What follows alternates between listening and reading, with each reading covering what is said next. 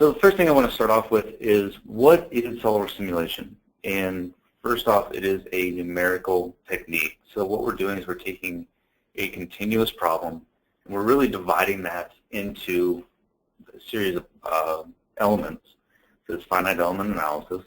And then we're using partial differential equations to really solve for displacement, stress, and strain, and have an understanding of what's happening with that specific body. With SOLIDWORKS simulation, there are several different levels, and included with SOLIDWORKS Premium, so the standard CAD package, you gain access to linear static analysis, part and assemblies, 2D, 3D, and beam analysis for the meshing types, and you also gain access to kinematic motion analysis, so dynamic analysis of rigid bodies. In Simulation Standard, you gain access to then the fatigue analysis and trend tracker, and that's really where those two are where we're going to stay for the bulk of this webinar. Simulation Professional and Simulation Premium add additional functionality in there, so natural frequency analysis, parametric optimization, drop test, to name a few that are in Simulation Professional, and Simulation Premium adds the nonlinear analysis, nonlinear materials, transient loading, things like that. So where we're going is, I'm going to work this a little bit backwards. Usually we start off with a part. We see if that part is going to kind of make the grade. Then we're going to move on to the rest of the design with the assembly, analyze the assembly. What we have is we have a gripper it's like a rescue jaws of life. And we have the full assembly done. And what we want to do is, first off, utilize motion, part of that package that comes with Simulation Standard, just to see how much force is required to kind of operate these jaws at a given level. Then we're going to look at an assembly analysis, see, within the structure where the areas that are really seeing the most loading criteria, and from there we're going to break it down just to that part, maybe make some design changes to that part, and then ultimately check that one part for fatigue analysis, just to give it a pass-fail on whether or not it's going to last as long as we expect it to. So for the motion analysis, we're going to make this or do this on a SOLIDWORKS assembly. And with motion, we really rely on the mates of the SOLIDWORKS assembly to kind of drive how is that moving. We're going to look at a motor force and kind of sizing of that motor and use of realistic contacts and friction. So we have these two blocks, as you see on the screen. We're actually going to be spreading those two apart by moving that piston inside of the spreaders. And what we want to see is how much force is really required on that piston to do this.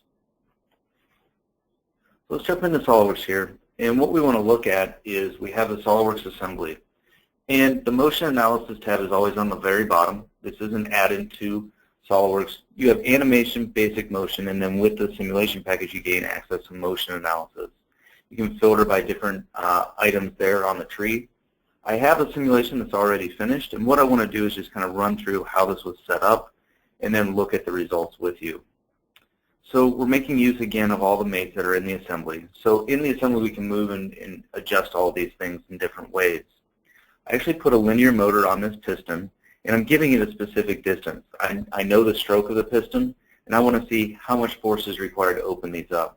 I have a resistance force of roughly 5,000 pounds on each side of these blocks. I have two of those. So that is the amount of force that we're going to be resisting. I have a series of contacts here as well with gravity and friction included. So we're gaining a really realistic expectation or example of what's happening. As I play the analysis, as it solves here, what we're seeing is we're seeing that spreader kind of move those blocks out to its full position. But as those spread out, we have a mechanical advantage and disadvantage at certain points. And what you're going to see with this plot is an understanding of how much force is required at those given points. And what we can see is 49,000 pounds of force is actually required at roughly 3 seconds.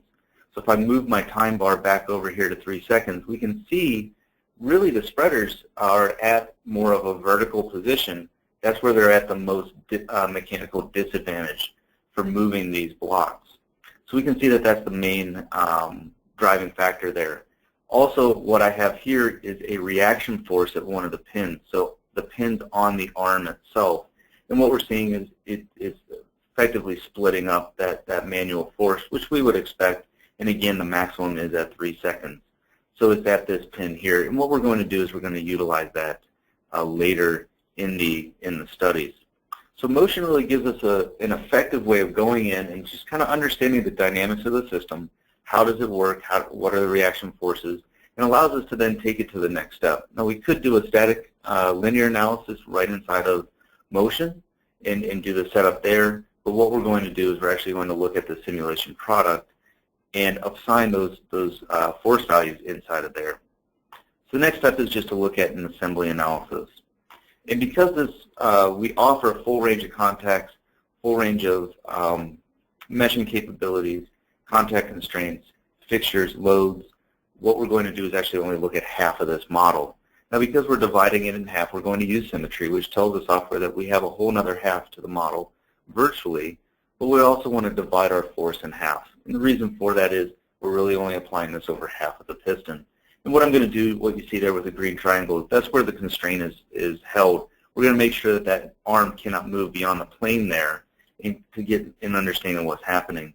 Now the arm is going to be effectively in that mechanically least advantaged position for this.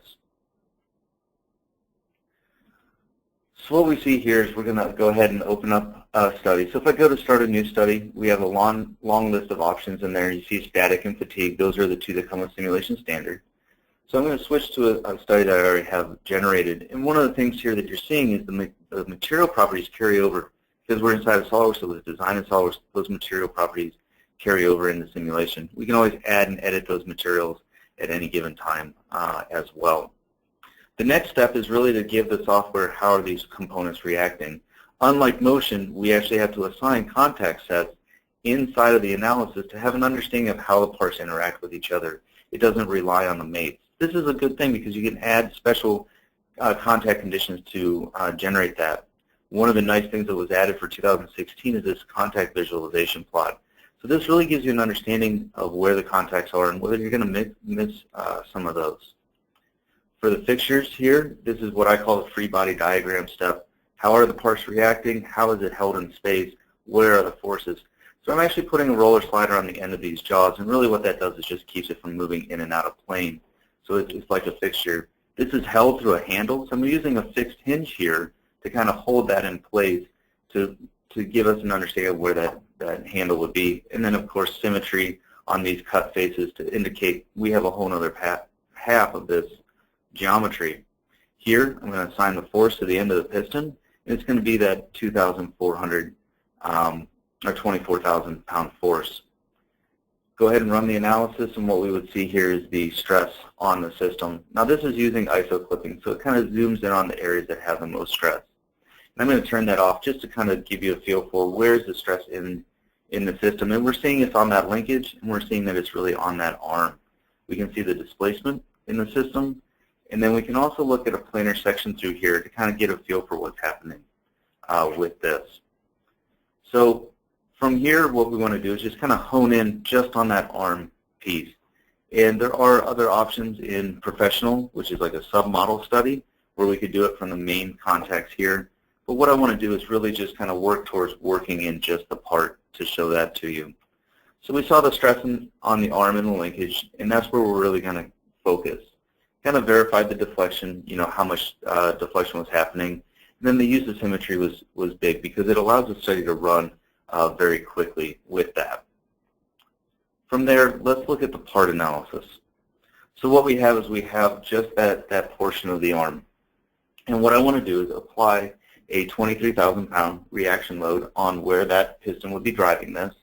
I'm going to use a hinge restraint where it would be fixed or hinged in the rest of the geometry. And I'm also going to do an end constraint on the end pin there where the rest of that arm, the kind of foot, is connected in there. So if we jump inside of SOLIDWORKS here, let's take a look at what we have. Again, simulation is added on. I'm going to start a new study with this, and we'll call this one 23,000 pounds. So we're just giving it an understanding of what we have with regards to the force.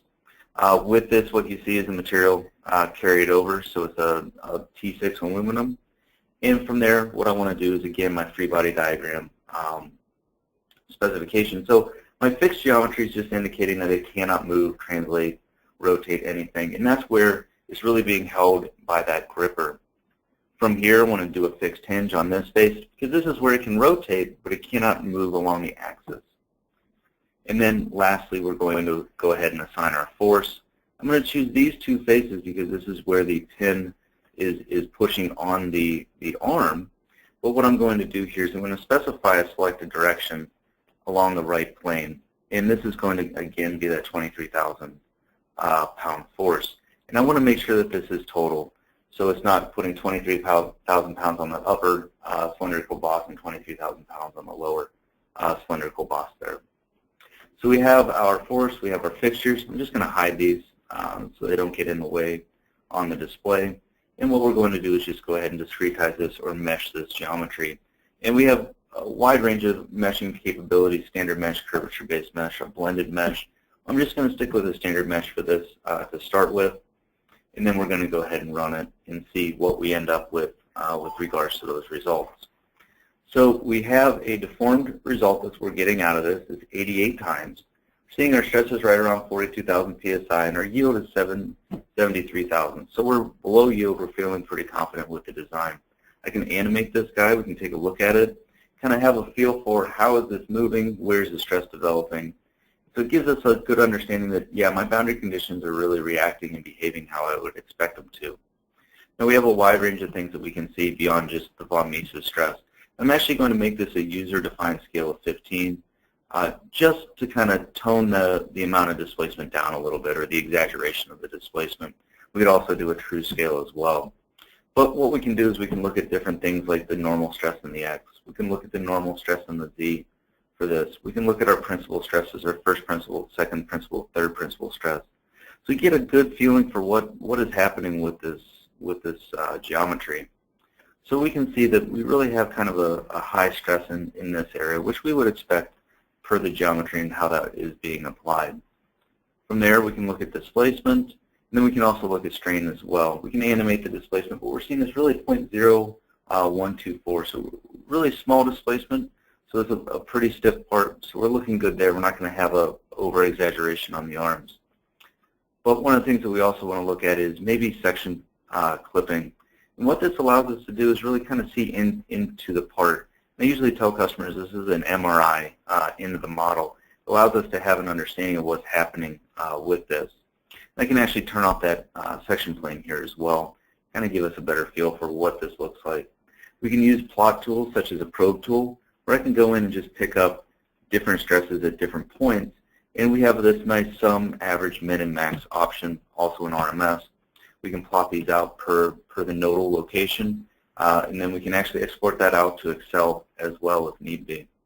Let me go ahead and turn off my section clipping, and we'll look at some of the other options in here. One of those was the ISO clipping, which we already saw in the main assembly. But what this allows you to do is really hone in on where those high stresses are. So let's say we want to see everything that's 15,000 psi and above. What we can do is select that on, and we can really see where is this design kind of being stressed, where can we remove material, where can we add material, that type of thing. And in here, with the section clipping, we can also do something called mesh sectioning. So this gives us a feel for not only where the stress is, but the topology of the mesh through the part. And this is usually used to help refine areas with the mesh. So for this, we really want to maybe do another rendition of this, maybe add a fillet to these edges. So what we can do, I actually have this configuration already set up. I can simply just copy the study, specify, what I'm going to name this. I'm going to name it 23,000, and then I'm just going to put fillet on the end of this. And I can switch to that fillet or with fillet configuration. And when I select OK, what you're going to see is asking me to activate that configuration, which I just did. I use a 10 millimeter fillet. That's awful large for this, but it kind of shows what we can do. Now it is asking me to remesh it, but one of the things to note is my fixture state, my fixed hinge state, my force state, my material state.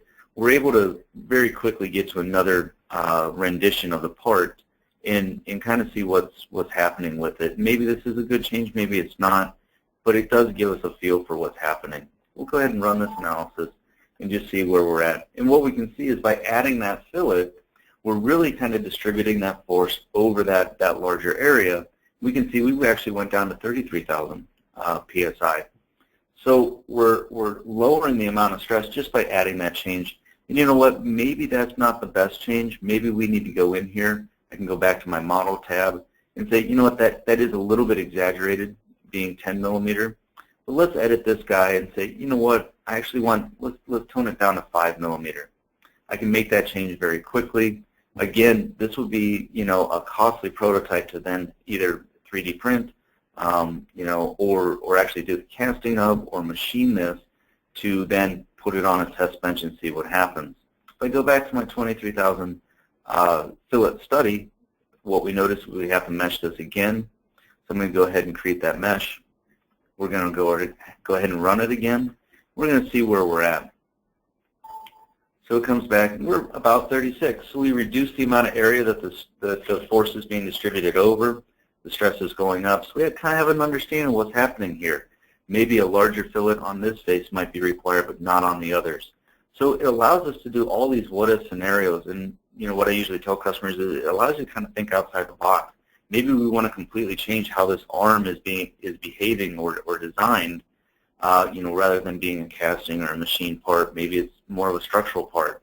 You know, can we do that? We know the loads because we saw it in motion. We know where the stresses are. It's on this arm. This is where we can maybe make changes to take material out of it and see what's happening. But we know what those loads are. You know, working from the larger assembly with motion down into just the part itself. So it gives us a wide range of things that we can look at, virtually test, run them over and over and over, and kind of get an understanding of what's happening, and then base it, and then put this on a final design. So what do we see? Before the fillet, it was about 43,000 psi of stress. Actually, let me back up here. I apologize. And go back in here. A couple of the plots that I neglected to show you here. Let me switch back to my 23,000. So this is without the fillet. And let's look at these results. And again, it was the 43,000, 42,000 psi. I'm going to go ahead and look at a factor of safety plot. All of us usually design to a factor of safety. When I was in industry, it was usually 2 or 2.5. But what this does is it basically compares what we're seeing as far as the von Mises stress to the yield strength of the material. We see we're right about 1.7. You know, with the fillet, obviously that's going to go up, probably be closer to 2. Maybe that's the design that we want to go with. But for this example, 1.7, we're above 1. We know it's going to work multiple times, but we want to see how many times is it going to work. The other plot that I wanted to show you as well is the design insight plot. So what we see here is as we're looking at the part, wherever it's dark blue is really where the structure is taking the load or seeing the load. The energy is being dissipated. So, you know, as we back this up a little bit and kind of take it away, what we're seeing is it's really in this bottom section, and this is where we added that fillet. So that's why we wanted to add it there. Not only was the high stress there, but we see that the load, the energy of the load is really being dissipated there. So adding more area for it to be dissipated over is a really good option for that. So we feel pretty confident. We'll stick with the 1.7 factor of safety, 43,000 psi. We saw various post-processing techniques, the ISO clipping, the section clipping, the design insight plot, and we did, you know, multiple iterations with that. The next step, though, is we need to do a fatigue analysis. I want to know if we keep it as is, we don't add a fillet to it, you know, what can we expect out of this? And after, you know, saying, okay, maybe over a 5-year span with a fire department, this, you know, set of grippers or spreaders are going to see maybe 15,000 cycles at full load. So we want to see, you know, are we even close with this design? Do we have to add those fillets? Do we have to make some changes, get our factor of safety up a little bit higher? So we're going to look at a fatigue analysis. We're actually going to do a fully reverse load. So not just spreading the geometry apart, but also crushing or pinching the geometry. We're looking for a 15,000 cycle expectancy and fatigue on this. We're going to look at the material properties that are required for that as well. So if we go back to the part, you know, again, without the fillets, we're going to start a fatigue study. And what that would be is just selecting it out of the tree and specifying fatigue. Now, we're going to do a constant amplitude fatigue. Variable amplitude is available. The random vibration and the harmonic, those are specific to the premium simulation offering. Now, one of the things that we have to add for fatigue is the stress to number of strain or number of cycles curve. You can find this in Atlas of Fatigue materials. Also, Materiality offers this. That is a material testing in database that SOLIDWORKS offers through the simulation interface. So we're going to do a fully reverse load. So we're not only going to spread this out, but we're also going to pinch it. And what we're going to do here is we set up that event for 15,000 psi. I ran the analysis. It looks back to the original study. And what we're seeing here is we're just barely meeting that. We're right around 15,159 cycles for this. So it gives us an understanding that, yes, we're looking good. We're meeting what we were expecting. But, you know, as a conservative engineer on the back end, you know, maybe we need to increase the load and see are we meeting that 15,000 cycles, or, you know, add in those fillets, right, and see where we're at. You know, maybe we can get 30,000 cycles. So when we warranty this for 5 years, we know we're going to exceed 5 years with that design. So we exceeded life expectancy, maybe not as much as we had hoped to, but I think adding those fillets back in, rerunning the fatigue analysis, we would have a much better result on that. Certainly as the factor of safety goes up, the higher your fatigue or number of cycles your design can take. We saw those fatigue-specific material properties. And ultimately, throughout all of this, what it's giving you is a virtual way of testing your parts for fatigue, for stress analysis, for displacement, motion analysis. We get a realistic force just by driving the motion of the assembly. And it allows you to do all this virtually before you even cut a prototype, before you even 3D print a prototype, to see where you're at. So you can go through this numerous, you know, almost countless variations of your part and get to kind of an end design, you know, and you maybe cut only 2 prototypes rather than 10. So it gives you a lot more insight into your design and confidence really in the design process.